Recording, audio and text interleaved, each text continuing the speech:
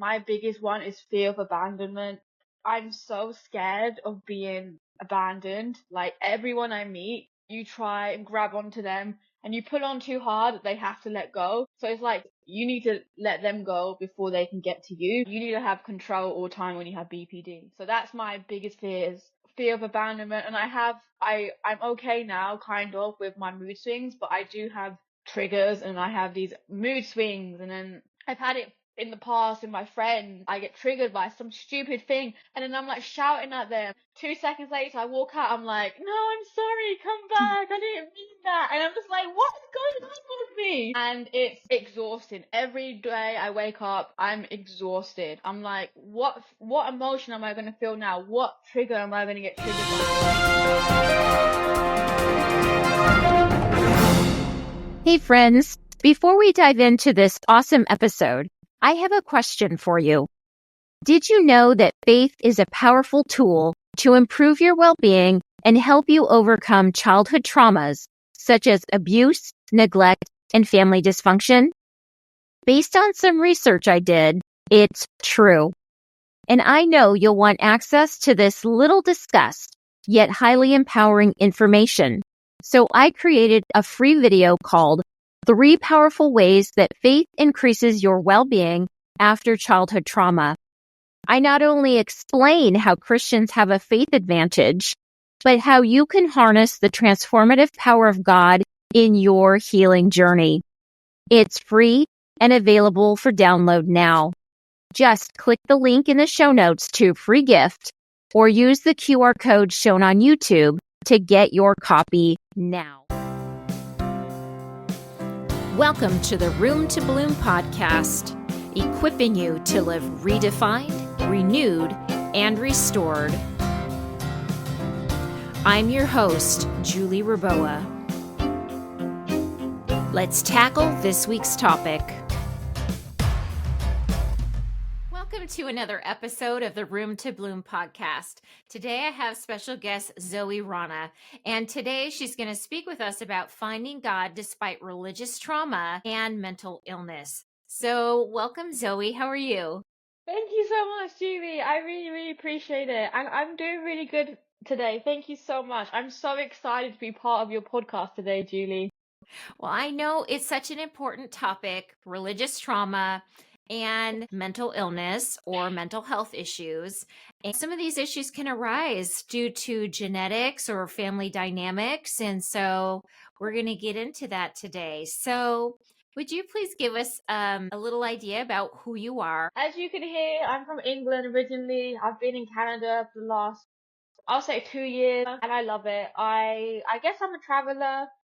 But then I fell in love with Canada. I came to Canada for the mountains, and I'm a gardener. I've done retail, I've done bartending before. But right now, I'm just trying to find out what I really want to do in life. I'm a huge people person, so something more to do with talking to more people. Great. That's wonderful. Yeah. So for our listeners, you're on the younger side. So you're trying to find your way in life, your path, your passion, right? Yes. I'm just figuring out what I actually want to do in life, and I'm just doing stuff, but then I really want to do something that I love, so I need to figure out what that thing is. And you have time, so we'll pray for that you find your you. God-given path and passion. What is your personal experience with childhood and religious trauma? Could you give us an idea of your backstory? Well, I grew up as a Muslim, and my parents were very, very religious, and they always forced me to be like the perfect Muslim girl. All their beliefs, like pray 5 times a day, do all the house chores. You have to do everything. Your brothers can just sit there and watch you. You do all the cooking. We're gonna get you married off at a very young age. They always force those beliefs onto me. Read the Quran. We're gonna take you to the mosque. You can't wear any revealing clothing. You can't talk to boys and all that. So that was forced onto me, and my dad was very abusive to me, and my mum sometimes. But my dad, he like slapped me.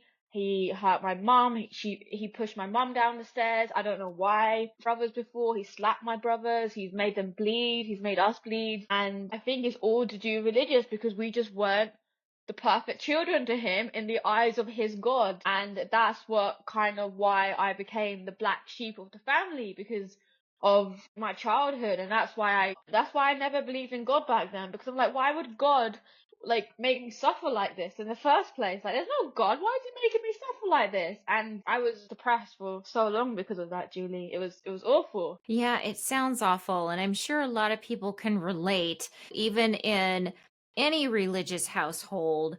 Religious trauma can occur, and then people they associate what's happening with God when in fact they're not the same thing. People's behavior and words and actions don't always align with what God wants for us as parents, as No, children, in any relationship. And so it sounds like no. you had a lot of expectations placed on you and you found that very frustrating. Did you have any other feelings? Yeah, just anger. I'm like, why me? Why me? Why have I got to suffer? And I also felt like sadness for my brothers, because they're my brothers. Like, growing up, they're my best friends. Like, we had so much fun together. And I felt sadness for my mum, how he talked to my mum sometimes, and how he pushed her down the stairs. And I just felt sad, like, and treating my family like that. And I felt very, very suicidal as well. I have committed suicide, tried to once. I remember I was near a pond and I was like, I'm gonna drown myself, because my mind was such in a dark place. I honestly thought I was gonna do it, but then I felt this energy, and I thought it was just, oh, it was just like a coincidence. But now looking back, it was God.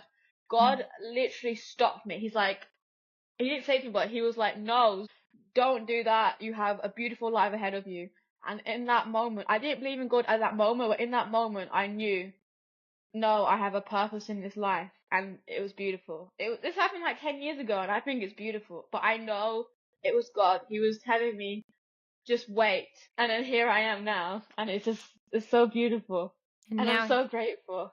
Yeah, now here you are sharing your testimony because a lot of people also can relate to being very angry by what they've seen in their homes, domestic violence, abuse, control, domination. Yeah. When those feelings can lead to depression, suicidality. And wow, what a testimony that God intervened in that moment and you knew that Oh He my God. existed. I That's did. incredible. It was beautiful because I was like, ah, and then I felt like this drop was like, I'm okay. Everything's okay. And I just walked off. I stopped crying. I walked away back to my home, and everything was fine. It was the strangest thing, but looking back, it was so beautiful. Like, God, thank you. I keep thanking him, because that moment changed my life. It was Yeah. beautiful. So, along those lines, you shared with me earlier that the trauma you experienced caused you to make some choices in your life that maybe you wouldn't have made now. Could you tell us more about that? I drank a lot of alcohol. I don't even like the taste now. I don't drink anymore, but I hated the taste. I'd done it because why not? Everyone drinks alcohol. I just wanted to be like everyone else. I smoked a lot of weed. I had a lot of one night stands, which I regret. I don't know why I done it, meeting up these random men, because I just wanted to feel love for a little bit, and it gave me that acceptance. And it's also to do with BPD, like, you feel just a little bit of love, and then it goes, and then you want to do it over again. So that's pretty much it. And due to my childhood, I used to cut myself as well, and that became a habit growing up. Yeah, well, thank you for sharing that because I know you're not the only one who had rebelled when faced with Yeah. control. And you mentioned Absolutely. BPD, and I just wanted to explain to listeners that that stands for borderline personality disorder. And risky behaviors can be related to a mental health condition called borderline personality disorder, which is commonly referred to as BPD. So, could you share with us a little bit what BPD is and how it affects you? BPD is a mental health condition that is mostly gained by like childhood trauma and trauma as you grow up. And it's extreme. It has a 10% suicide rate out of all the other mental illnesses, including like schizophrenia and like OCD. It's mostly, the main symptom is the fear of abandonment, and extreme mood swings. Like you say mood swings, but these mood swings are extreme. Like you can go to 0 to 100 in 2.5 seconds, and then all of a sudden you're like everything's fine, and then the next minute you're like shouting, and then you're like crying, and you're like, what is happening to me? Mm. And it's just extreme rage and addiction, like reckless money spending, reckless driving, having loads of sex and drinking, getting rid of the pain if you're not like treated for it. And for me, it's mostly my biggest one is fear of abandonment. I'm so scared of being abandoned. Like everyone I meet, you try and grab onto them and you pull on too hard, they have to let go. So it's like get them before they get you, because you need to let them go before they can get to you, because you need to have control all the time when you have BPD. So that's my biggest fears, fear of abandonment. I'm okay now, kind of, with my mood swings, but I do have triggers and I have these mood swings, and then I've had it in the past with my friends, even in Canada, where I get triggered by some stupid thing, and then I'm like shouting at them, and then I'm like, I'm leaving, and then 2 seconds later I walk out, I'm like, no, I'm sorry, come back, I didn't mean that, and I'm just like, what's going on with me? And it's exhausting. Every day I wake up, I'm exhausted. I'm like, what emotion am I going to feel now? What trigger am I going to get triggered by now? It is so exhausting, Julie, and I wouldn't wish it on my worst enemy. It is horrible, and I always tell myself, why do I have BPD? Why me? And I still don't know why me, but it is what it is. Yeah. Yeah, it sounds like you've come to a level of acceptance with it. And from my own understanding, because BPD has also affected some of my family members, Yes. it can be genetic and it can be environmental, and it most often affects women. And Yes. so I just want to encourage anyone who's listening, if you're hearing Zoe's story and you're thinking, oh my goodness, it sounds like some of the things I've experienced or witnessed, it might be time to visit a mental health professional to see if maybe there's a diagnosis there, because there is hope. And I just want to make clear that BPD is not something that we can diagnose ourselves or others with. It has to be diagnosed by a mental health professional. But Zoe, I was hoping you could share some hope. What kind of therapy and strategies have you used that have helped you deal with your symptoms? Well, I was always in denial, and I was like, no, I don't have it. And I started talking to more people, and I started talking to my friends about it, and that's changed. Like, I'm very open now to my friends. I tell them how I feel, I tell them about my borderline, and it's good to have people around you that know what you're going through. And DBT as well. DBT is amazing. You get different coping mechanisms. DBT is great. And also journaling. I love journaling. You just journal everything down and it just clears your mind and it helps you. Or you get an app. Like there's an app where I don't remember the name of it, but like you have your feeling and then what you're feeling that day, and you click on it and then you can describe that feeling, and it helps. Writing stuff down, it just helps so much and it just clears your mind. And then looking back, I read my old diary entries and I'm just like, what was I thinking? So it really gives you more clarity in like your feelings and stuff, just writing stuff down. So I definitely recommend writing stuff down, journaling, talking to people. DBT, which can be expensive, but it is life changing. Well, those are some great strategies. And just for listeners, DBT is a type of therapy, and it's often the recommended therapy for a condition like borderline personality disorder. And from some of the literature I've read, those who go for treatment regularly, the symptoms can decrease to the point where you you might not even qualify for a diagnosis after a year of DBT. So the new research coming out is very helpful on that. And then also you mentioned journaling. You can leave your worries on the page or give them to God, and then also being open so that when you have an outburst, people know what's going on and they have a little more grace. So those are really great strategies, Zoe. I wanted to ask you though, so from your family experience, it sounded like you needed to break free from that dynamic. So how did you do that? Remember, it was during COVID, and I was having the RAF, like the army, like interview in like another city in England, and I came back, and I don't know, I was just done. And my dad started shouting at me for no reason. I was 22, and he started shouting at me like, "Where are you going? Why didn't you tell me you left?" And I was like, you know what? I've had it. I called the police on him, and I haven't talked to him since. And then I realized, no, I've had enough. And then from that moment on, I lived on my own, and I blocked all my family members apart from my mum and one of my brothers. And that's how I done it. Because for so long, for the years before that happened, I was like, I need to leave. I need to leave home. My mum always used to tell me, no, you're not going to leave home. You're going to get married. You have to get married before you leave home. And I never wanted that.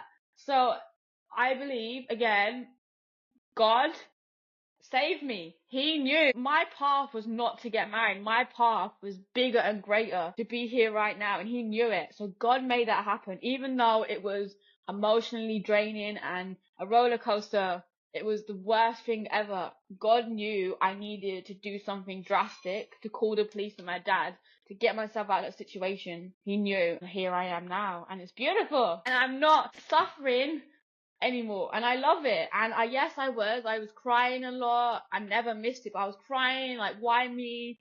And I had to, it was so hard living on my own, but I had my brother luckily and my best friends in England. Yeah, God saved me again, and I feel so grateful. In that moment, again, I wasn't believing really in God, because I went through all that stuff in my childhood. But looking back now, that was God. He knew I had a greater destination in my life, and he made it happen, and it's so beautiful. That's great. And thanks also for sharing that, you had a few other strategies that I heard when you were speaking, and that was there was some accountability for your dad's abusive behavior when you called law enforcement. And for anyone experiencing abuse, that is a good thing to do. Yes. Safety is important. And then the second one is that you limited contact, restricted that to people who were supportive of you. Yes. And that can really help change your frame of mind, wouldn't you say? Oh yeah, because my cousins and my aunties, they were always religious. And they're looking me up and down and comparing me to my cousins, and like, why aren't you good at school? And why you dress like that? And oh, when you getting married? So I was like, you know what? I'm starting fresh for my life. And I blocked them, and honestly, it was a great feeling. I haven't talked to them for like 5 years or whatever now, and it's beautiful. And yeah, it's sad I don't talk to my family, but I have a family now in Canada, so I'm good. I don't need Yeah. them in my life anymore, Julie, and I'm happier without them in my life, and I'm Yeah. grateful to what I went through. Well, sometimes that's necessary, that you Yes. can forgive people, but that doesn't mean they necessarily have a current role in your life, especially if their No. behavior is abusive and hasn't changed or accepted responsibility for the things that they've done in the past. And so I just want listeners to know cutting off people isn't first choice, but Yes. sometimes it's Absolutely. necessary for your own well being, and God has another plan. And so you ended up in Canada. Yes. How did that Yes. happen? Well, I remember I was really sad. I was sitting on a bench in a park in England, and something came up, like an ad saying, "Do you want to work and travel?" And I think it was New Zealand and Canada, and I've always wanted to go to the mountains and just go to Canada. So yes, I did, and I started the visa process. I paid it all off, and it took me a year and a half to finally get my visa because of COVID. But once I got it, I remember I was in London after my bar job, and it's like, congratulations, you got your visa to Canada. And I was like, yeah, I'm going to Canada. And a month later, after working my hotel job in the airport, I go to Canada, and it was beautiful. Again, God. God was with me, sitting right next to me on that bench. He knew my next stop was Canada. My calling was Canada. I love Canada. Starting off, I obviously, like everyone, you're so scared of like, I'm going to be on my own on the other side of the world. How am I going to do it? what am I going to do? What if people hate me? What if I have no friends? I want to go back to England. I felt like that for about a week. But then it goes, you meet people and you're like, no, I love Canada. As soon as I got off the plane in Canada, I was like, no, this is my home. Canada has changed me and molded me into the girl I am today. And I love it. And I don't want to leave. It's just amazing. I just can't get enough of it. Wonderful. So I want to ask you about your shift, because at one point you were atheist, Yes. and looking back, you know that God was present during some really difficult moments, but how did you come to become a Christian? Well, it was only kind of recently, about 3 months ago. I've always watched videos on like TikTok about the universe, how everything happens for a reason. And for some reason, I was watching another video about God and it just clicked in me. Something clicked in me one day and I was just like, you know what? Yes, God. And I went to church and everyone says it's a coincidence or like, oh, that's like luck. But it's never luck. All of it has been God. And I don't know, Julie. I don't know the specific moment. It just started happening. God has literally changed my life because people say, yeah, you talk to God like about all your worries, and I do that. So my cat died. I started talking yesterday. God, I felt relief afterwards, like a weight been lifted off my shoulders. So it seems like you have this intimate relationship with God where you talk to him like he's your father or your Yes. friend. And how has that Yes. changed your life? It's changed my life so much because I always used to pent it up and keep all my anger and all my frustration inside. But then, since I started talking to God about it, He helps. It feels like the weight's been lifted on your shoulder. He heals your heart. If you're feeling sad, He will make something in your life to make you happy. If you want a text from someone, He will make sure you get that text. His healing power is beautiful. And also, I feel less triggered because of my BPD since talking to God, because I realized, you know what? God has a plan for everyone in life. Like, there's no point stressing. Like, God has a plan for you. And I'm looking back, yeah, He has a plan for me. And it's just been a beautiful, beautiful journey. And I love it. I really do love it, Julie. I can tell you love it, and your joy is apparent. Yeah.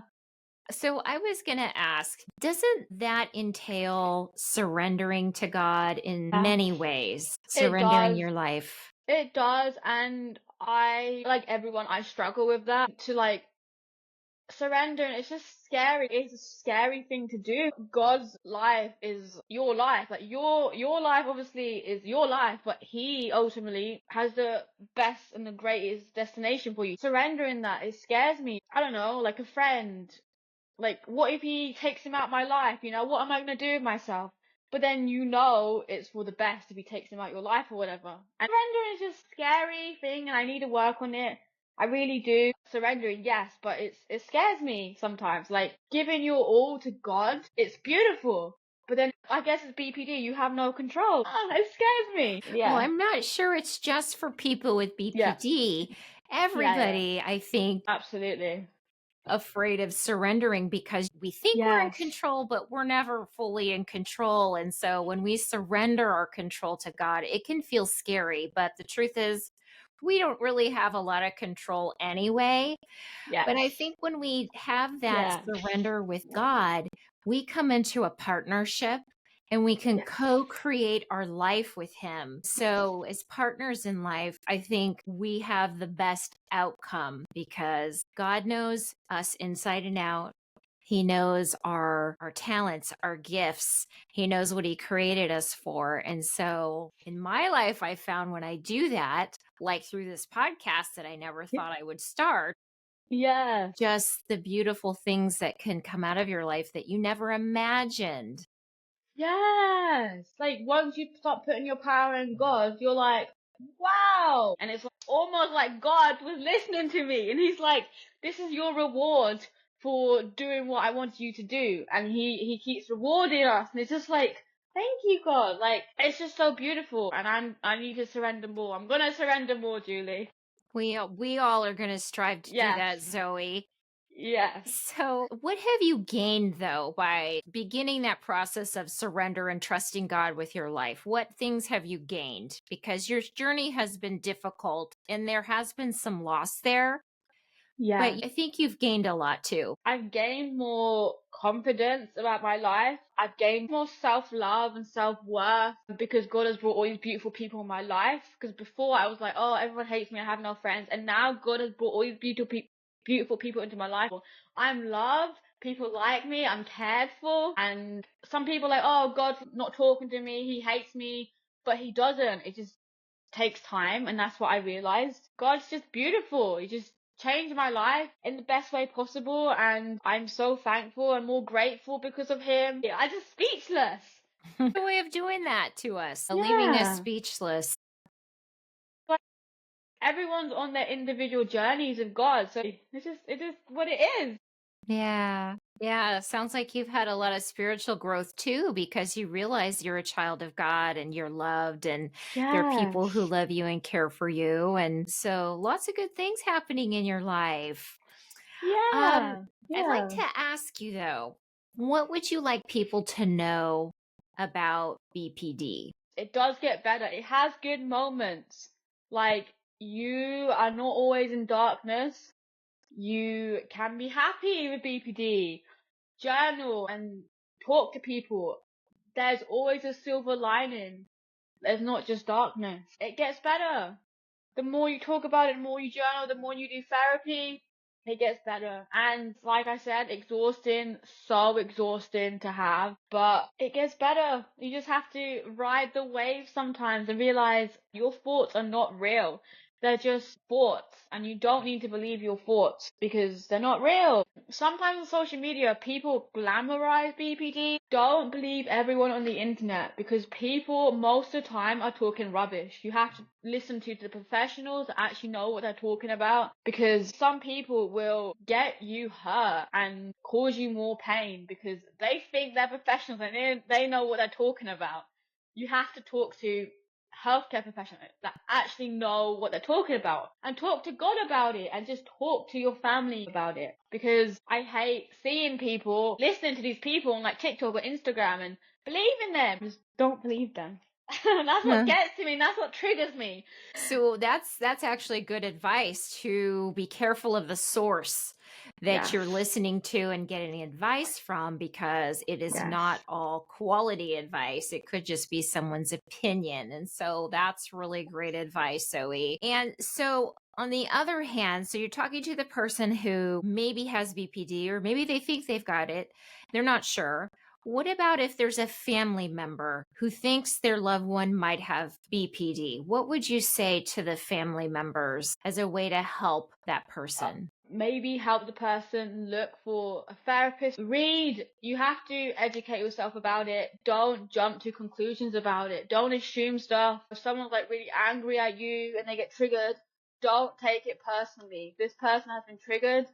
They don't mean it. It's just something inside their brain. Don't take stuff personally. And if someone is in that type of behavior, distance yourself from them. Don't hurt them even more. If they're suicidal, don't lead them on, obviously. Don't be like, oh yeah, you're not suicidal. Just be there for the person and understand that this is a person. They have a mental health struggle. It's not their fault.